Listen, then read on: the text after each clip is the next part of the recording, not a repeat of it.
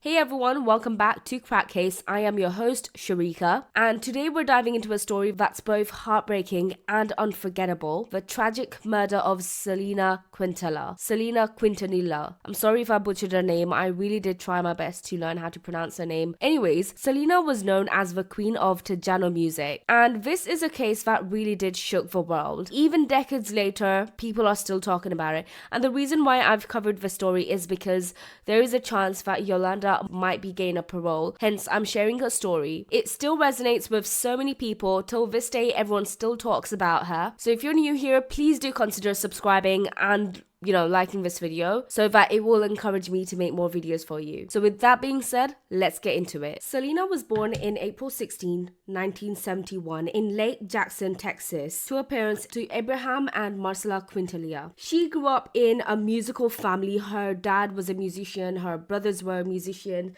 like literally everyone in the family was a musician. So Selena's dad, Abraham, was a guitarist in a band called Los Dinos, and her siblings Abby and Suzette was also really talented. So together they formed a band called Selena y Los Dinos, with Selena as the lead singer, Abby on bass and Suzette was on drums. So they started performing local gigs, weddings and fairs, and quickly they formed popularity in Tejano music scene, a genre that blends traditional musician with pop, country and rock. She just didn't want to be a musician, she also wanted to be really educated. She attended several high schools in Texas before transferring into an online school so that she could focus on her music career as well. Anyways, after transferring to an online school, she ends up graduating in the year 1981. This allowed her to focus on her music career. The same year Selena graduated, she also released her music. Selena released her first solo album, marking her transition from being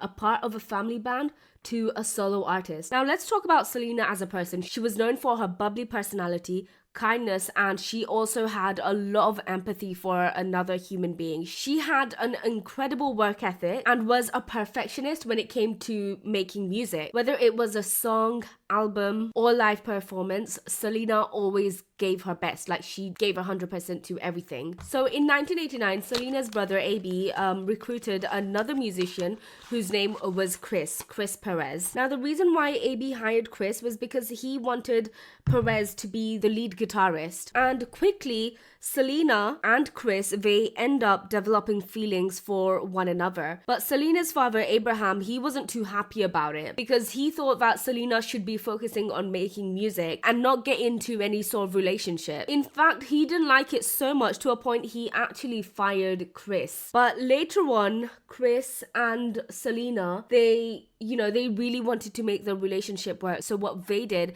they end up eloping. And they ended up eloping in 1992. Over time, Abraham came to accept their marriage and Chris joined again. And this time he joined again as a musician like he joined previously. And I think it's a normal thing, for every dad not to like their daughter's boyfriend. I don't know why that's a thing. It's a mom thing as well. Apparently they don't like their son's girlfriend and dads not liking their daughter's boyfriend. And now the year is 1994. And Selena, well, she's singing like she always is because she's a singer. I mean, a lady spotted her, let's call her Yolanda. And when she saw Selena's performance, immediately, right then and there, she ends up having some sort of weird obsession over, I wouldn't call it a weird obsession. I think she was just a fan. I mean, when you see someone and you're like, oh my gosh, I need to be, friends with this person. They're amazing. So when Yolanda saw Selena, her first thought was that I need to be friends with Selena because she's so amazing. She's an amazing singer.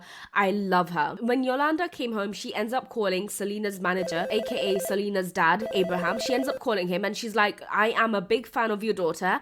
Would it be okay for me to start a fan club? In the beginning, Abraham was like, no, we don't want you making a fan club. It's fine. We don't want you doing anything like that. So then she kept calling. She was like, please, let me make a fan club. Please, I love your daughter. I'm a big fan of her. I love her so much.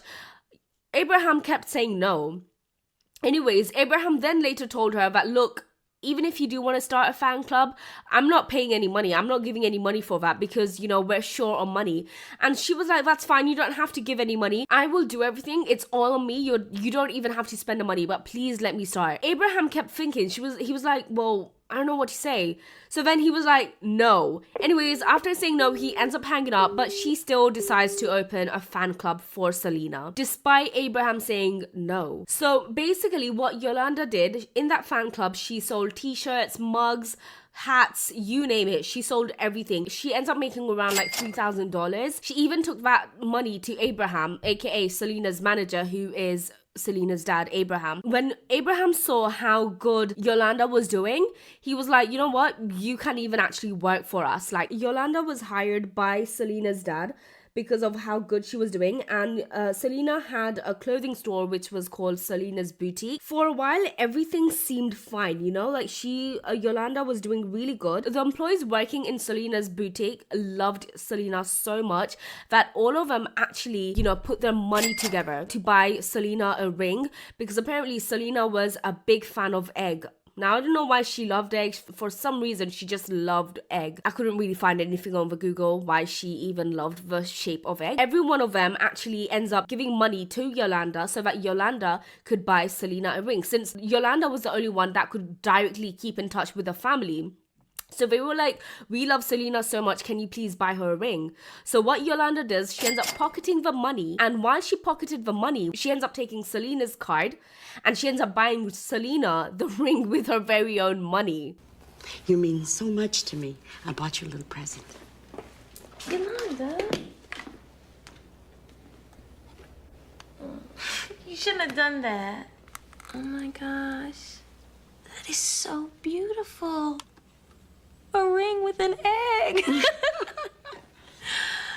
Oh, I love it. You're such a good friend. And when Selena saw that Yolanda actually bought her a ring that was shaped like an egg, she was so happy. Like, from then on, something literally changed. Like, they were best friends. Anyways, in 1995, Abraham started receiving a bunch of complaints from fans about missing merchandise, and also he was supposed to refund the fans. What Abraham did, he ends up investigating the whole thing to see what was actually going on. And when he investigated, he discovered financial discrepancies, including forged checks totaling up to $30,000. On March 9th, 1995, a meeting was held between Abraham, Selena, Suzette, and Yolanda to address the embezzlement claims. In the beginning, Selena actually was defending Yolanda because Selena and Yolanda were really close. They were like best friends. But as the meeting went on, she began to question Yolanda's involvement. Yolanda claimed the meeting was hostile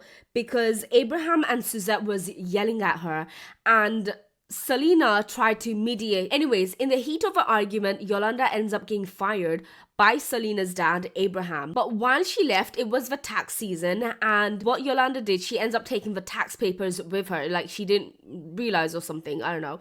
She ends up taking the tax papers with her. So what Abraham did, Abraham told Selena that, can you contact Yolanda to give the paper back, because, you know, we need to, like, it's tax season, we need to show something. Selena, she ends up contacting Yolanda, and Yolanda told Selena that she was sick and hence she can't deliver the papers herself. So what Selena does, she ends up going to Yolanda's motel in Corpus Christi, and while she goes, she gives Selena a bunch of papers. Okay, so when Selena came back from the motel, she goes back to her house and she ends up checking the papers, you know, and she notices that this is not the paper that she was asking for. So she contacts Yolanda one more time. She's like, Yolanda, you need to give me the papers, like, it's important, you're not giving me the papers. So what Yolanda does, she's like, oh, well, you know, I've been essayed a few days ago, and, you know, I've been essayed so badly, I can't move, I can't do anything. So what Selena does, the poor girl, she ends up taking Yolanda to a hospital to see what was wrong with her. Anyways, after doing a checkup, the doctor ends up informing Selena that she's never been essayed. There's no signs of her being essayed. She ends up taking Yolanda to her motel, and she's like, Yolanda, you need to give me the papers. What did you do with the papers? Like, you need to give me the papers. Both end up arguing, you know, like, the argument was so heated, like, it kept going back and forth. It was so heated. Like, people were outside outside the door, like, you know, hearing what was going inside. What Selena does, she's like, you know what, I'm done with this friendship, I'm not friends with you anymore. She takes off her ring and she throws it at Yolanda. And what Yolanda does, she ends up losing it. She's like, I can't believe you just threw the ring that I gave you. I mean, Selena technically paid it with her own money, but okay. You can even see some pictures of Selena wearing it. What Yolanda does, she ends up taking out a gun and she shoots Selena, I think 2 times. Selena was seen running from the room, bleeding heavily, and then when she went to the lobby, she told the receptionist that I'd been shot, and then she collapsed on the floor. The receptionist, they do end up calling the police and the ambulance. Selena was rushed to the hospital. The police ends up coming, you know, to the hotel to see where Yolanda was. And turns out she was in the car park, you know, in her red car van. She had a red van, I think, or a car. Yeah, she had a red car. She was in her van crying. She was in there for like 8 to 9 hours, and the police were like, you need to get out. And Yolanda kept threatening the police that I'm going to kill myself.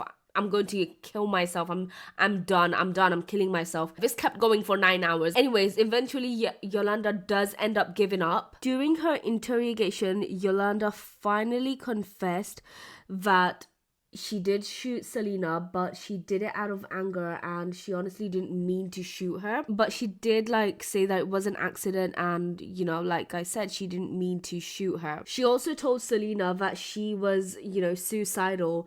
And she got annoyed that Selena wasn't believing her anymore, and, you know, Selena wasn't, she just didn't care, and that she cared about the papers only. So she was mad that Selena didn't really show that she cared.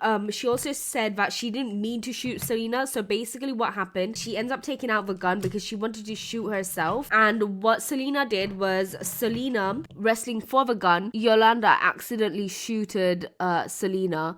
But if you actually go through the CCTV footages, you can clearly see that Yolanda was actually chasing Selena, and, you know, she was even, some people also claimed that she was threatening Selena, how she's going to end her. But witnesses reported that Yolanda was calling Selena a derogatory term. She was like, bitch, I'm gonna kill you. Her saying that she didn't mean to shoot Selena and that it was accidental, it's not true, because obviously people were claiming that that wasn't true, because she was ready to end Selena's life. The trial began in 9th October 1995 and it lasted 3 weeks. Yolanda testified, maintaining her innocence and claiming the shooting was unintentional. The jury deliberated before finding her guilty of first-degree murder. She was sentenced to life in prison with the possibility parole after 30 years, making her eligible for release in 2025, which is this year. Crazy. Selena's death sparked an outpouring of grief and outrage,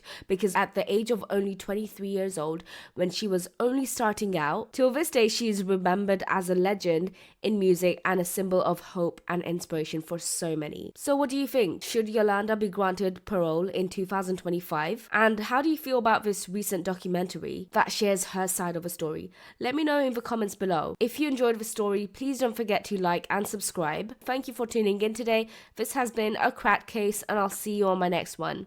Bye!